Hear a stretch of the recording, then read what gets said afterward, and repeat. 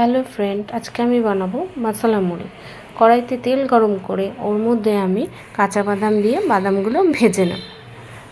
ভাজা হয়ে গেলে ওই বাদামগুলো তুলে রেখে ওই তেলেই আমি কালো সর্ষে দেবো। কালো সর্ষে দিয়ে ওর মধ্যে আমি কারি পাতা দেবো, অনেকটা বেশ কারি পাতা। কারি পাতাটা যখন দেখবো হয়ে গেছে, মানে ফটফট আওয়াজটা বন্ধ হয়ে গেলে ভাবো কারি পাতাটা হয়ে গেছে, ওর মধ্যে আমি মুড়িগুলো দিয়ে দেবো। মুড়িটা বেশ ভালোভাবে মিশিয়ে ওর মধ্যে আমি হলুদ গুঁড়ো, কাশ্মীরি লঙ্কার গুঁড়ো দিয়ে ভালো করে আবার নাড়িয়ে নেব। বেশ নাড়ানো হয়ে গেলে ওর মধ্যে আমি দেবো হচ্ছে ব্ল্যাক সল্ট, ওর মধ্যে দেবো ব্ল্যাক সল্ট আর দেবো সুগার ডাস্ট দিয়ে যেই বাদামগুলো আমি ভেজে রেখেছিলাম ওই বাদাম ভাজাগুলো ওর মধ্যে দিয়ে ভালো করে নাড়াতে হবে। 5 মিনিট মতো ভালো করে নাড়িয়ে আমি তারপর ওটাকে তুলে রাখবো। এবার একটা